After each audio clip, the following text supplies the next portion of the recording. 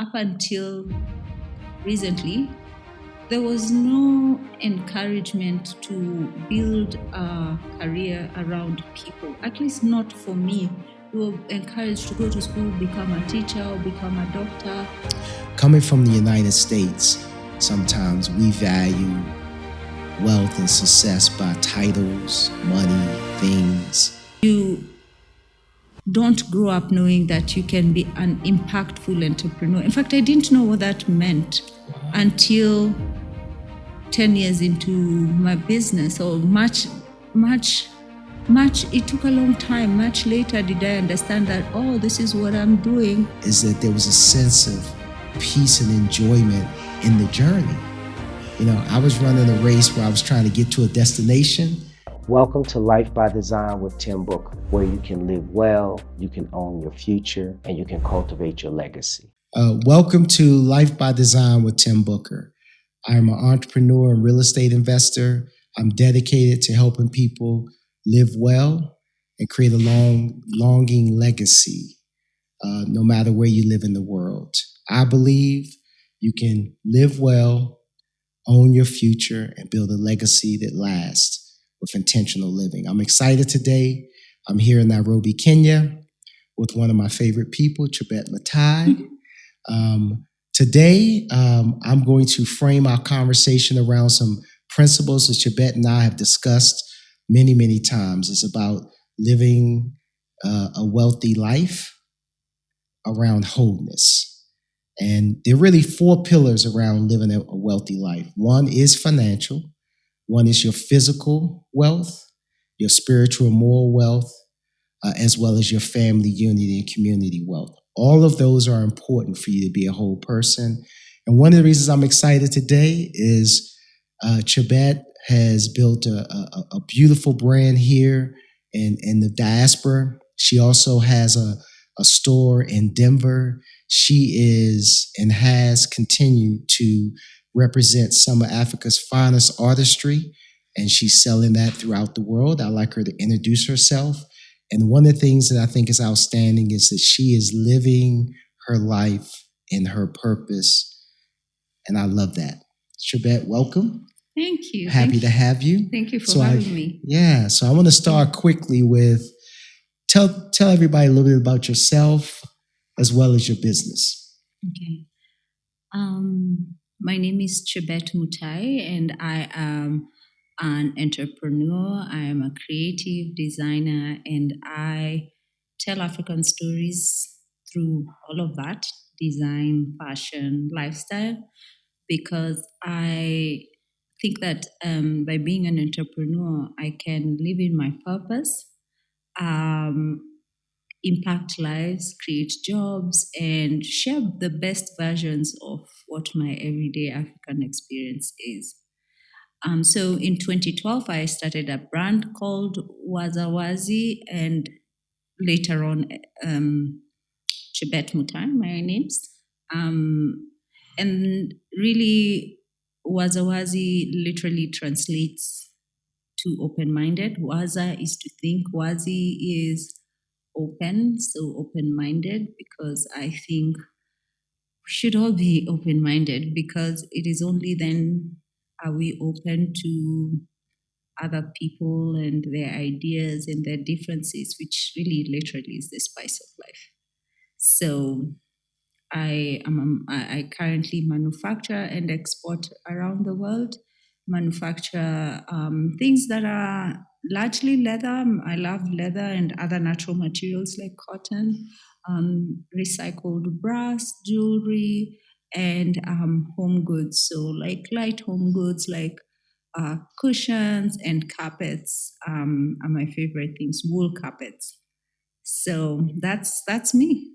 Well, good. Well, welcome. Yeah. One of the things I want to share is I think I'm relatively new here in Nairobi. Uh-huh. And when I met you, there was an instant connection around purpose. Yeah.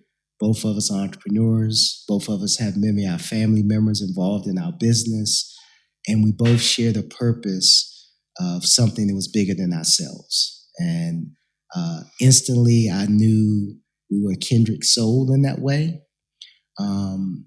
and we had the same goal in life, and we viewed our purpose in a very similar way. And I like to kind of expand on that today. One of the things in my business, I want to not only pass on, financial wealth, skills, spiritual purpose, how to live well. And I noticed that you were doing that for your siblings and people that you care about in your community, that you were employing people. And you shared a story of people who had worked pretty close in your home, and now they're working in a factory, and how you were growing people's skills through opportunity. Tell me what was the foundation of that for you? What was driving you to live in your purpose and really have that kind of impact in your community? Where did that come from? So ever since I was a kid, I always was concerned about other people. I didn't understand why, but I was always, worried about the neighbor's kids, or then, the neighbor's family, or their animals. And that became my identity as I grew older. So it was always something I gravitated towards, people. And when I look back, I know now that I always knew that this would be my path. And in so many ways, sometimes I have this vivid deja vu moments. Like I can be in a place where I'm like, oh my God, I've been here before 20, 30, 40 years ago. Well, whatever the time is, there's always this like picture in my mind that I saw before. So that picture always involved people. That feeling always involved people. So I guess it became like a natural path. Although up until recently, there was no encouragement to build a career around people, at least not for me. You were encouraged to go to school, become a teacher, or become a doctor, become something in society. But at no point did anyone say, hey, be a member of society that contributes in this and this way. Be intentional about your contribution. There was always be a good person. And by example, I grew up in a space where, my mom is really one of the best people I've ever met. She's always just like keen to help, very friendly. I used to hate working with her because she'll like speak to like 500 people before you get to your destination, which ironically I'm like that now. Okay. So there was that. I saw people being good, but it never occurred to me that doing good can be a business and a catalyst for social transformation, which is very important to me. Yeah, it's great. What I love about this conversation is when people use the word wealth, immediately the reference is financial reward. Yeah. And, and I've been arguing and debating the fact that when you're living in your purpose and your moral compass, and you're building a community that is strong and healthy, the byproduct of that is financial growth and reward, because you're leveraging the talent in your community. And so what I love about this is your journey was led by your purpose and your moral compass. It was led by your community involvement and caring. Mm-hmm. And it allowed you to build something that was valuable, where you can storytell, empower people in a way that is thoughtful, to encourage people, to provide opportunity for them and their family as a byproduct of that. And in turn, you experienced financial gain and reward as well. How has, and I think this is very important for our guests, how has living in your purpose impacted you in living a healthier life here in Nairobi? What are those types of things in terms of balance? And let me frame this first. Coming from the United States, sometimes we value wealth and success by titles, money, things, and sometimes health and health, wealth, and spiritual wealth and family community is not valued as much. And what I found here in Nairobi, and even through my conversations with you, is that the orientation was slightly different, and still you were able to achieve it in a more holistic way. So how has Nairobi, how has living in your purpose impacted you in terms of living a more holistic life? That's a good question. Living in my purpose is the only way I know how to live. And every time I did not live in alignment with my purpose, I ran into all sorts of trouble. It took a while to understand that this is okay, that this can be a life and a life worth living, and there's nothing wrong with it. So being in alignment is really important to me. And I know it sounds repetitive, but I really don't know how else to be. Wow. I don't know how else to be. So, and it took me a while to be okay with my orientation, because it's not just the US that is material. People are material by nature. It's like encoded in our DNA that you want to self-preserve, and you understand that for me to self-preserve, I need my basics covered, and then for me to achieve some increased level of happiness, I can manufacture it by having a nice car or being able to do things that make me happy. But my basics need to be covered.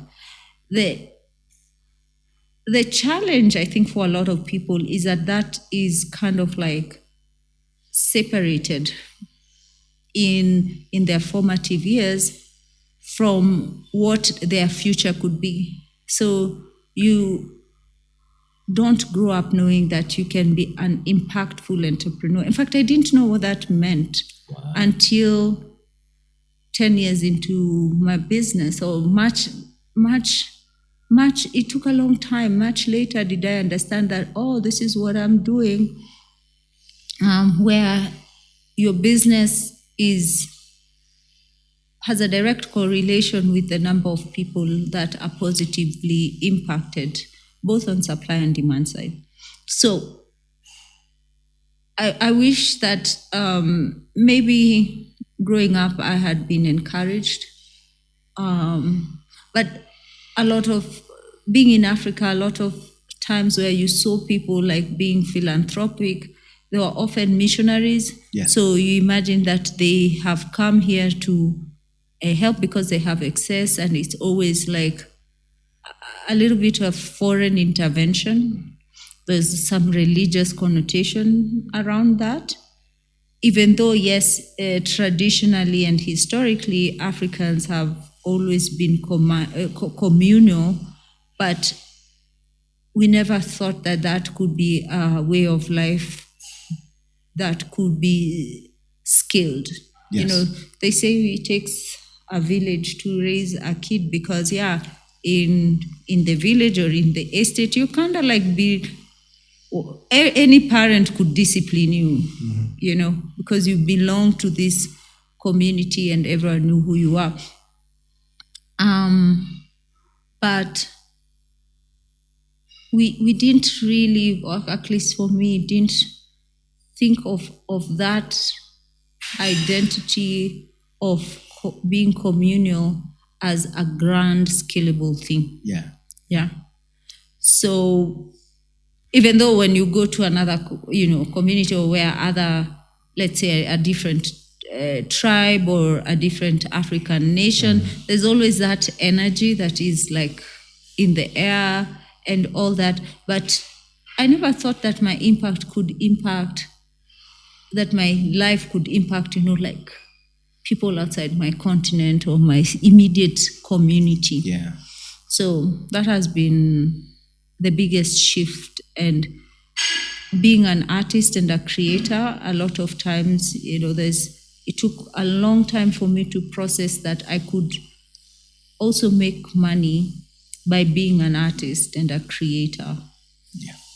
Because you either became a doctor or like some sort of employed person or worked for government, or even entrepreneurs were not highly regarded growing up. They were just like, some people that we saw like kind of there, and they're like, oh, I wonder what's his story. Why doesn't he have a real job? Mm-hmm. Mm-hmm. And it took a long time for that to change. Yeah. That's great. Yeah. Great. Well, listen, this is, for me, Yeah. I think my path has been a little different. I've struggled with balance. So when you talk about physical health, the price for financial gain sometimes is too much. And a lot of our listeners are struggling sometimes financially. They're struggling with their physical health. And in some cases, even their community unity is sometimes questioned in terms of how they're supported in this world. And one of the things I love from us meeting in the community that welcomed me here in Nairobi is there's a sense of community and support that I was looking for, that I found here through you, people who are living in their purpose, who, based on how they live every day, it's a form of volunteer work and giving back. And not only are they giving back, they're gaining financially and growth as a byproduct of their gift. And that's what I was looking for, a holistic community where I can have a balanced life. I remember many years, I used to brag about the fact that I didn't need much sleep. I know it's crazy. It's like, I'm strong. I only need 3 or 4 hours a night to sleep. Sleep is overrated. And physically and emotionally, I was broken. So in some ways, by many measures, I was successful. But in terms of physical health, peace, emotional position of being whole, I was broken.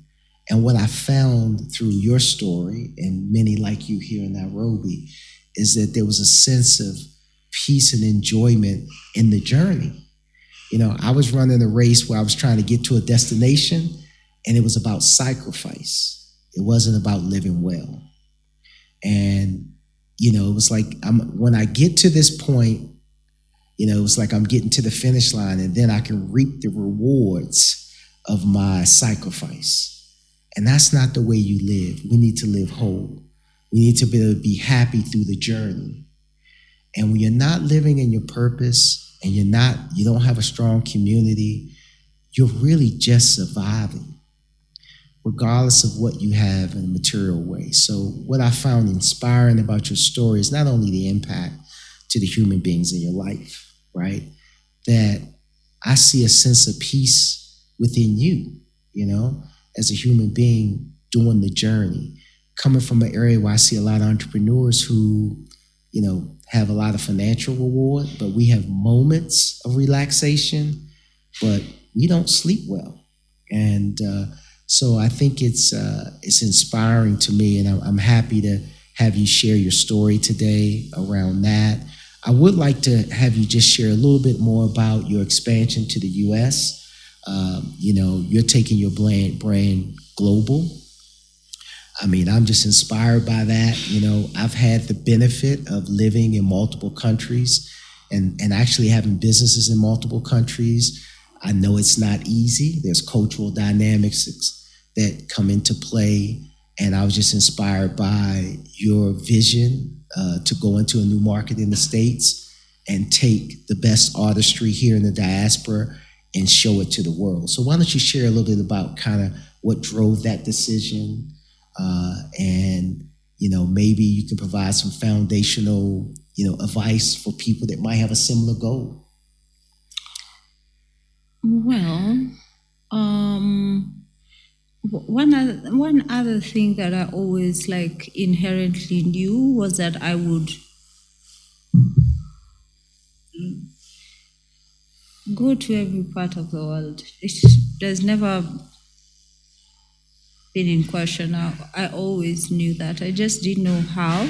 And I still don't know how, but I've let go of the how. It's not my business. My business is to be clear about what I want to achieve, be definite in my purpose, and then the rest will happen. And so to go to the US was triggered by COVID and the realization that I had focused on being a social entrepreneur and a storyteller, and I did not factor in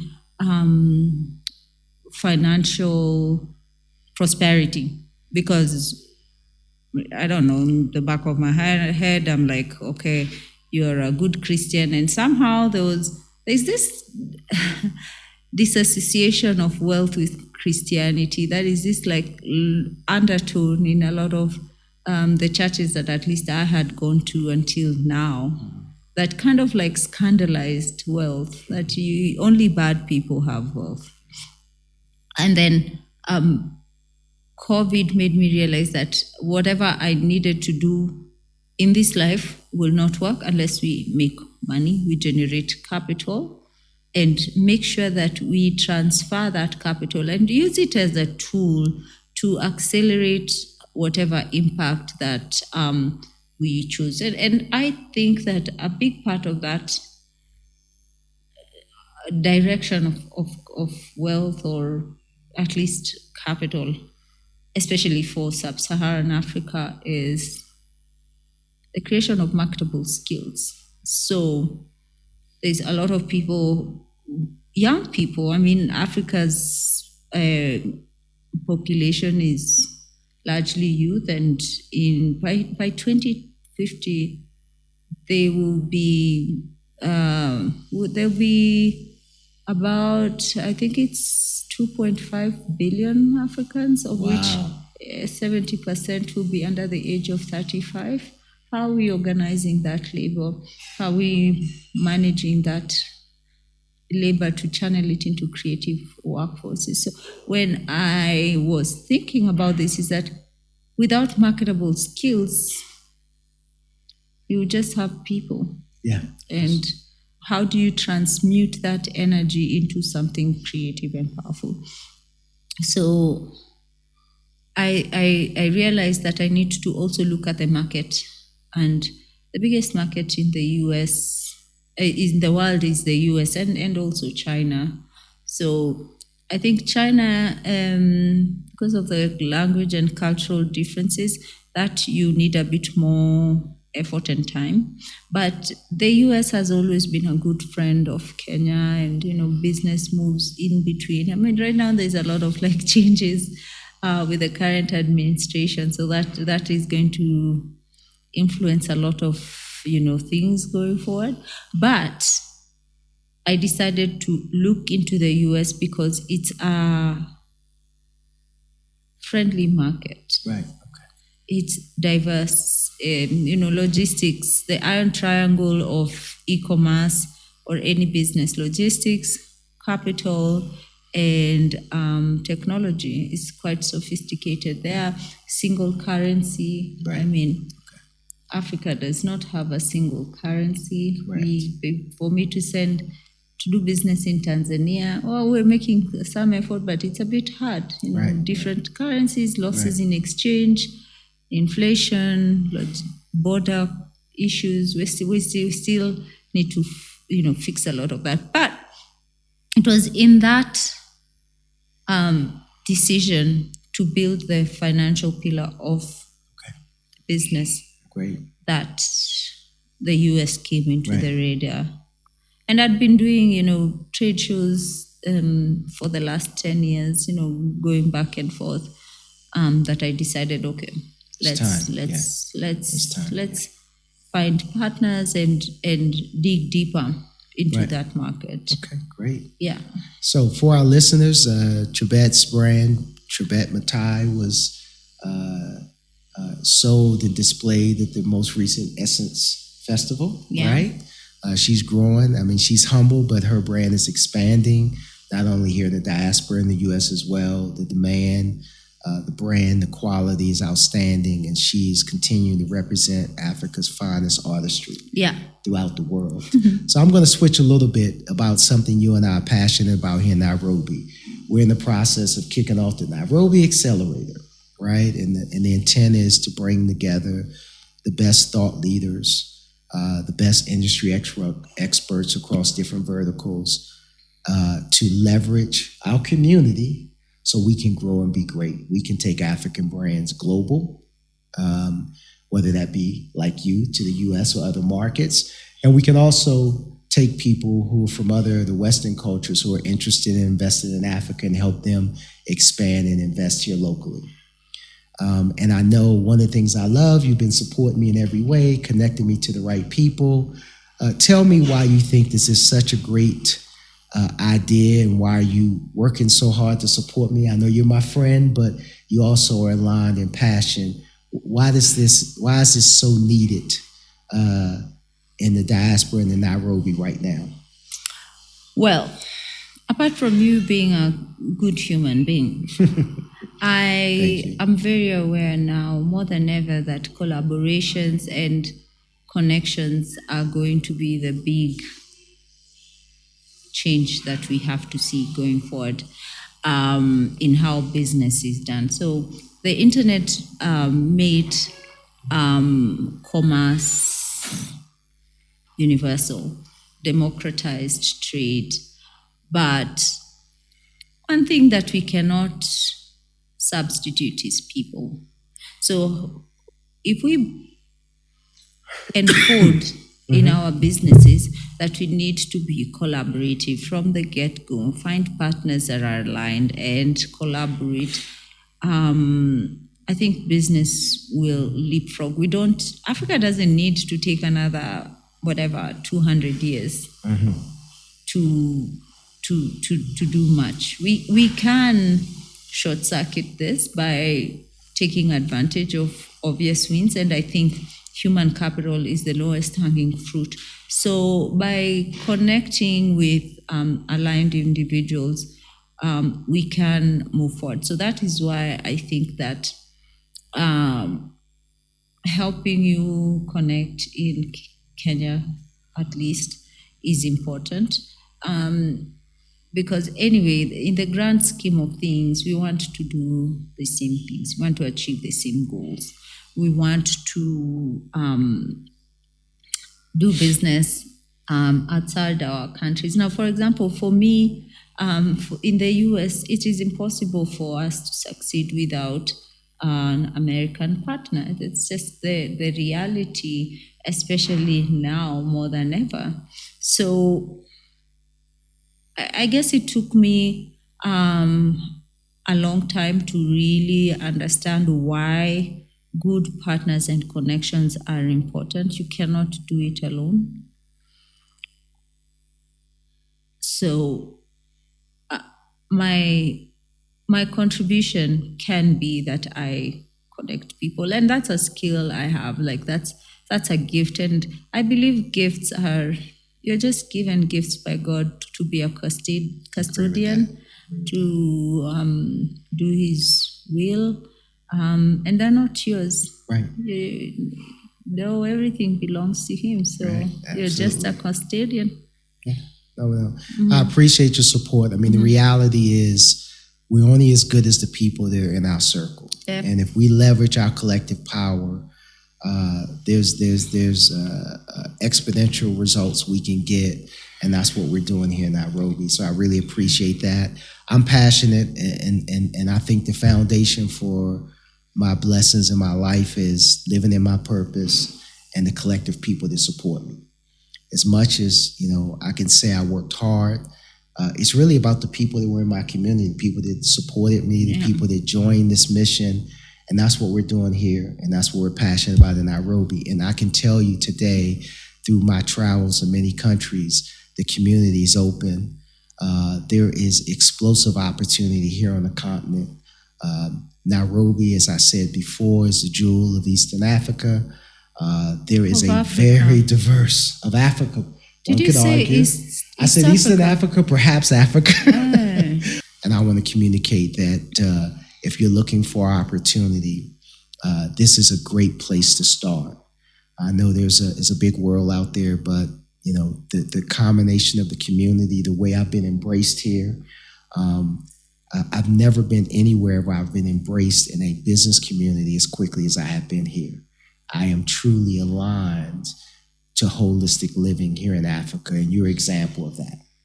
Someone who is a global citizen, who's living in their purpose, is being impactful in their community, is building generational financial wealth for their family, and living a healthy life as well. Finding that complete package is not easy to find. And I want to share that with the audience today. I know, as you said, finances are important, but you can do both. You can provide your basic needs. You can live a holistic life. So I guess in closing, I want to give you the platform to share. What would you have for the audience who kind of watching this and saying, "Hey, that sounds great, but how do I get started? How do I get started with living a holistic life? How do I start with living in my purpose? I have responsibilities. Perhaps maybe they're not aligned right now with their purpose. At some point, I think you work for is it World Bank? Yeah. So obviously you made a transition. There's lots of people who, are employed. Perhaps that's not their passion or their purpose. How do you begin to give people a framework by which to think about transitioning to a different way of living? The one thing, if you don't remember anything, is that the universe will conspire to assist you and to help you, support you. So knowing what your purpose is, and we all have a purpose. There's no one in this world who's just here existing.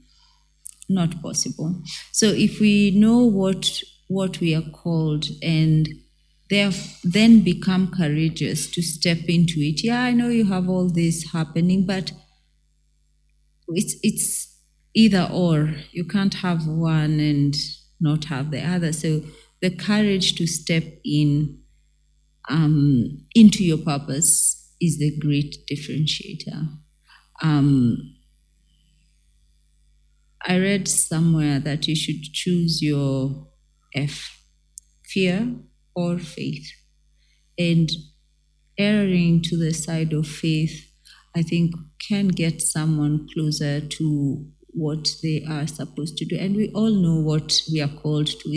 It's this voice in your head. It's always there. Sometimes I think people are dishonest when they say, "I don't know what my purpose is." It's that being that you keep gravitating towards, whether it's believable or not, it sounds ridiculous or not, it doesn't matter. It's there. To walk towards it is the biggest challenge. So my encouragement is to make a decision, because no one can make it for you, and step into it, and to understand that you're a custodian of whatever privilege. We are all privileged in one way or the other. For example, to have grown up in a family where education was encouraged is a privilege, because there is somebody who did not have that gift. I'm not where I am because I'm special. It is because I was privileged enough to be born in the family that I was born into, that thought, okay, maybe we should really take this child to school, right? So to acknowledge our gifts and our privileges and respect that you're just a custodian, I think that is really, really important. Okay, Chebet. One of the things I want to cover right now is, through my relationship with you, I've come to understand the quality of artisanship that is happening right here in Nairobi. I've been to your factory. I'm aware that you have bought in, from a training perspective, some of the finest artists, finest designers and manufacturers from places like Italy to train and collaborate with you and your staff. I've seen and heard stories about your bags and your leather goods lasting many, many years, almost indestructible. Um, I've seen kind of your design spirit of how you've worked with artisans to elevate design cues of products. And I don't think people really understand here today the level of craftsmanship, the quality of raw materials that are going into the design of your product, particularly at Wazawazi. So I'd like you to kind of talk a little bit about you and your brand. I know you're a humble person, but I know the extreme care and intention that you're putting in this product. And I'd like for you to share that with your audience in terms of what you're doing, how you're doing it, maybe a little about your mission of how you're kind of delivering such a superior product. Okay, so one of the reasons why quality and beauty of what we make is important is when I worked in the development world, I did not like how Africa was portrayed. I'm sure by you being here, there's like all these versions of Africa that you've never even seen or imagined. Yeah. And you're like an exposed person, yet you didn't see this. Yeah. I once met this young girl whose family had had to leave Rwanda under very difficult situation, conditions. Anyway, she came with her father to Kenya for the first time since she was a child. She was 16. And we took her around, this is a 16-year-old kid. So, you're going to the mall, you're going to eat, you are buying things in stores. And a day before she left, she was like really stressed out. And I was like, hey, what's wrong? She's like, I'm really bothered that I did not know that there's this version of Africa, and that there are people like you here. I was like, whoa, you are an African child who happened to have, she lives literally on the Alps in Switzerland, very, very privileged, very affluent, but she did not know this version of Africa. She did not know that we're just in Valley Arcade Mall, and even that for her was just like, I did not know there's buildings like this. I'm like, wait, what do you think is happening? So, and then fast forward to me being in that work environment where it's systemically portraying Africa as incapable, as needing help, and completely ignorant, and I think it's deliberate.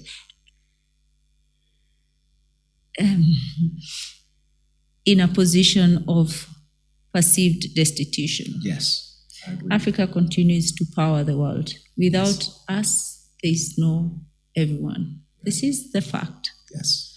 So that it's 2025 and we're still talking about this is a stark reminder, and maybe not even a reminder. It's that it's a starter that every African or a collaborator of Africa or a friend of Africa chooses to curate the true face of Africa, to curate it in their small ways. Right. And I use that by creating beautiful things, design, creating beautiful spaces. That's what I like to do, because I'm like, well, this I can, it's a small envelope that I can mail to everyone's house. Mm-hmm. Every product is a story. It's a conversation starter.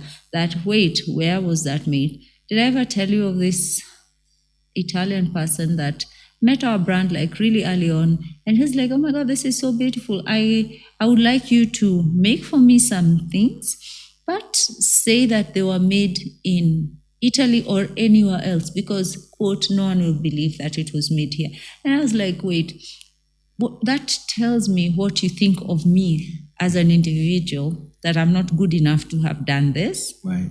And that you're even ready to rebrand my own product so that it's more aligned with the message that you want to put to share about you, and perpetuate the identity that you obviously have about me.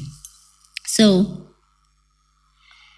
that was maybe 10 years ago, and I can say that there's been a lot of progress in Africa, in terms of like even how we consume our own. Yeah. There's a time there's like wigs everywhere, just simple things. But it's those subtle nuances that form the identity of a people. Right. Your hair is not good enough, therefore you need to straighten it and look more Caucasian, straight and whatever. Or you should change your skin to be more white. Like subtle efforts to erase your identity. Correct. Yeah, that was prominent over the years, but now it's changing. I think now we're seeing more of us consuming our own things, Yes.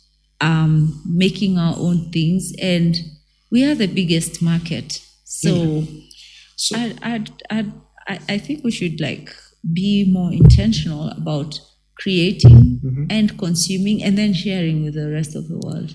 Well, I think that's what you're doing. I mean, Yeah. Every market has a brand identity. And historically, places like Switzerland, Germany, Italy, particularly in the world of fashion, had a reputation of superior quality. Yeah. And people don't know the source of the product. I'm aware because I was fortunate enough to go to the leather factory.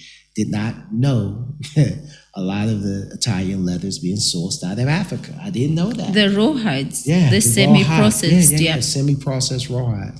So the fact of the matter is your brand is bringing to the world that level of quality directly. And it's branded by you as an African woman. And I think that is beautiful and it's outstanding. And we're rewriting the brand identity as we speak. Yeah. Every day, every time somebody purchases a product, sees a product, we're rewriting and repositioning that brand. Yeah. And I think, I'm proud of you, honestly. Thank you. What you're doing. I love your passion. I'm happy to be a part of this journey. Just to let the listeners know, I'm here in Nairobi. The lifestyle is hard to put into words, but I'll say it again, it's easy to understand if you come and be a part of it. I have, it's been a long time, many years where I felt my natural self. I almost feel like I'm a kid again, I just want to go outside and play. I want to laugh. I want to shout. I'm in my creative energy. I'm in my natural self, and that's what I see here. And I'm happy to be a part of this movement. I'm happy to tell the stories of Africa. I'm glad when my friends call and say, hey, why are you leaving? I'm like, I'm not leaving. I'm leading. I'm leading you guys to new opportunities. Somebody has to go and tell the real truth. And I'm inviting you to come and experience it and see if it fits what you're looking for. I'm happy to tell the stories of hardworking, talented people who are basically showing the world's their best work. And I love the fact that you're doing that with such passion and that you're authentic in your delivery. And I mean, that's beautiful. You are mobilizing a lot of people behind you, and I'm proud of you. And I just want to say congratulations. Thank you. I look forward to the rest of the story.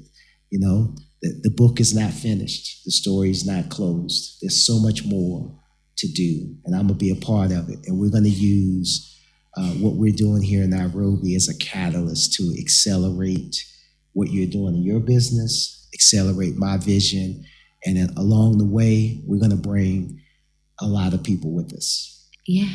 So that's exciting. So as I close today, Life by Design with Tim Booker is about living holistically. We discussed some pillars. We talked about, physical wealth is important. Your family community is important. Your spiritual and moral compass is important. And the byproduct of that, your financial wealth will be enriched. So we need all three pillars. And I encourage everybody to be intentional and balanced in how they live. Without your health, how much finances you have doesn't matter. And let's build a legacy of intention. Let's leave something. Let's leave lessons. Let's leave experiences. Let's leave a legacy that matters. And that's what I have for us today. So thank you for coming. I'm excited. Thank you for having me. It's just beautiful to share this space with you. I'm inspired every day. It's makes me recommit to make sure that I'm being intentional in what I've been called to do. So thank you for that as a friend. Thank you.